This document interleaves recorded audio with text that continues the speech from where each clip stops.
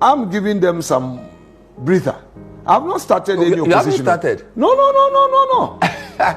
Oh, I've not opposed them. So this is comedy? It's not comedy. Or this is the It's not even so what is this? I'm saying that for NDC, me Kwame, I've not opposed them. Look, really? I've given them great moments to start their government. Look at the record since 1997. This is the first time that ministers are going through vetting within the shortest possible time. I had to take some criticism from our party, but I defended my stance that, look, I've been in government before. I'm in opposition. What is my gain if I frustrate them that, oh, there should be 3 weeks waiting and then everything is as a standstill? I don't want the country to be run by civil servants.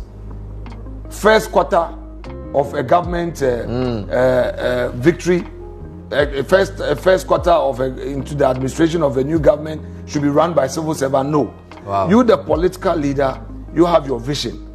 Get the opportunity to get in. You know, all these institutions, an order from the chief of staff, don't pay contractors, don't pay suppliers, don't pay businessmen. You want to avoid all that? It's the businessmen who run the country for us. It's through their industry that we get our taxes. Okay. I took a position that, look, let's quickly take them through. When we're trying to solve the Vamawa situation, I didn't like the way Nana Atudaze acted. We're getting calls that we should save land. Speaker himself had reached out to me. He had reached out to the chairman, and we wanted to save land on the matter. But again, I didn't like the way the old man was now trying to tell us, I'm 50 years at the bar. And at that point, I lost it. And though when we closed, we shook hands, and then we understood that we're performing our different roles. Yeah. This is somebody that I know, I look up to. But I also felt that he wanted to bully us. Yeah. In fact, I wanted to stay out of the process. But the way I saw him bullying and doing, he's a courtroom practitioner. His personality sort of influenced you guys. You know, courtroom practitioners, by their nature, they are bullies. A typical courtroom practitioner may not be a bully by nature, but you know, courtroom practice. He puts up the act. Courtroom practice, right? It's a whole drama. You would want to win at all costs. You know, so when he was doing the you lost it a bit. I felt that no, this old man, he wants to take all of us for granted. So we are younger at the bar, and so what? You know, that was what was running through my head. You know, so I think I hit a bit too hard, especially because of his age. He's an experienced politician. I thought he could have handled us better. But I also felt it was not too good. So these are some of the mistakes that we all make. Omane is my very good friend. I respect him. Our side respect him. When he came in, my first posture was like, he's going to defense ministry. We don't need to go dig. Let's manage him 30 minutes, let him go. But he did something very unpleasant. First 2 questions, then he started hitting below belt, like the EC thing. I didn't like the way he went after the EC, describing them in very unprintable words, and then concluded by saying that Jemensa is his friend. I said, really? Then I took a deep breath. I followed him in his answer, and then unfortunately for him, behind him, people were celebrating him that, oh, he's hit them hard. So I said, okay, if you are my friend. So you used that route. So he brought it on himself, you're saying. The 110 questions you asked him could have been fewer. You are a friend. He, Mark, and my good self, we are good friends. And in fact, before his vetting, Dr. Uefri had come to tell me that is his cousin. So, you know. Is that how people do it in Parliament? No, I'm telling you, that is, I mean. It's open matter. Somebody will call it systems and policies. I hear. That's how my good friend and senior brother Kennedy Japan will call it. Systems. One day I will explain to you the origins of systems and policies. Systems and policies. So Ayu had come to talk for him. I told they were roommates or something. And medical school. He said, you know, I said, that's okay, no problem. But Doc Omani Buama was attacking my party. And I could have gone deep but I just let it slide. But why didn't you ask Linda Okru any question? We thought that was, after spending all those hours on Omani Boama Facebook post, 110 questions, and then Linda Okru comes and you basically say, bye-bye. So many people were not happy with you. Well, it's part of it. When you ask too many questions, you are in trouble. When you don't ask at all, you are in trouble. We know the strength of those who appear before us. And we know their weakness. So sometimes you look at certain situations and you would want to were you pressed for time? Because it wasn't a matter of time. It wasn't a matter of time? No, it wasn't a matter Were you, because of the chief, because he came to tell you, because you said on the floor that because she mobilized from both sides and you know what she can do, but you know what everybody else can do. But those who are placed at the lowest ebb of fortunes are equally entitled to our regard, aren't they? So why did you not ask her even one question? Those who are placed at the lowest ebb of fortunes are equally entitled to our regard, aren't they? I still don't understand how that relates to the question I'm asking. It does. Were you feeling sorry for her?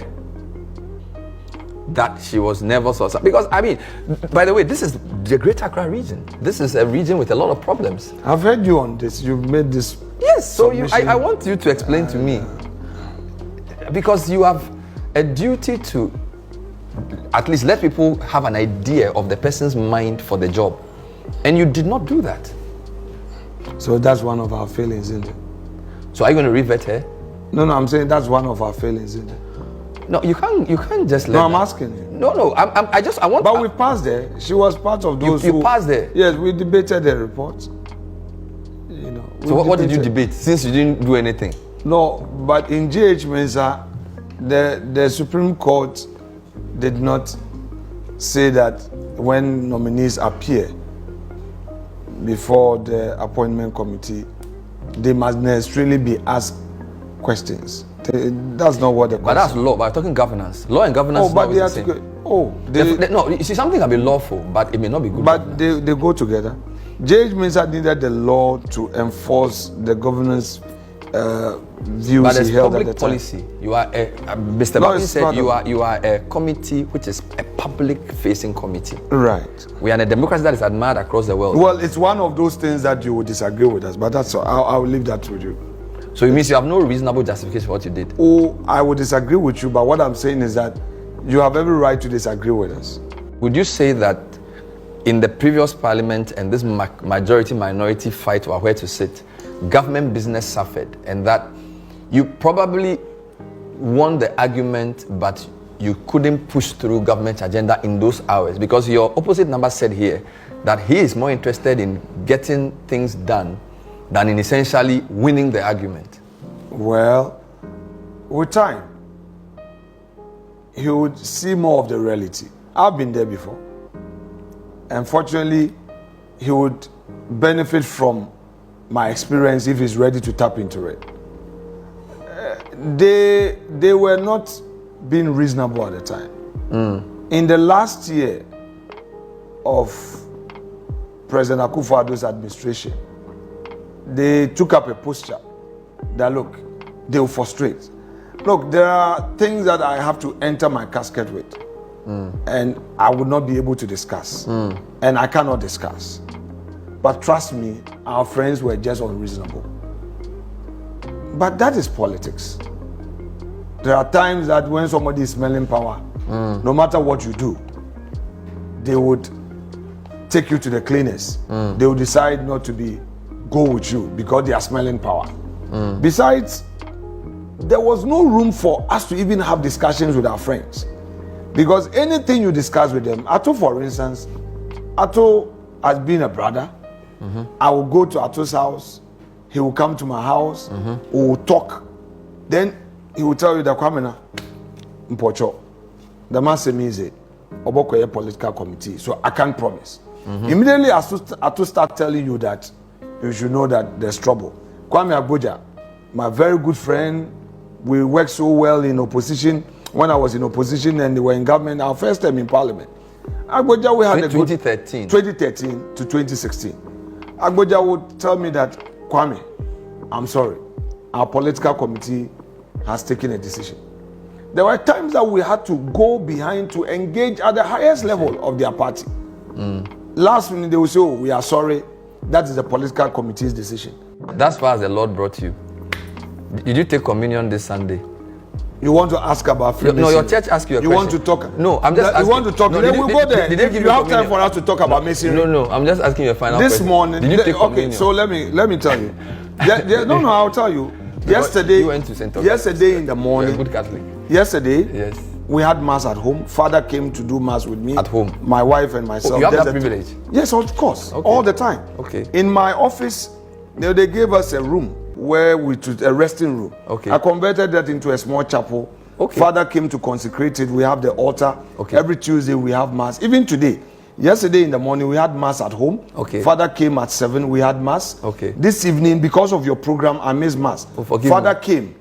Father came to the office for us to have mass at 8. Okay. But because of your program, I pleaded if we could extend, wow, we could make it 10.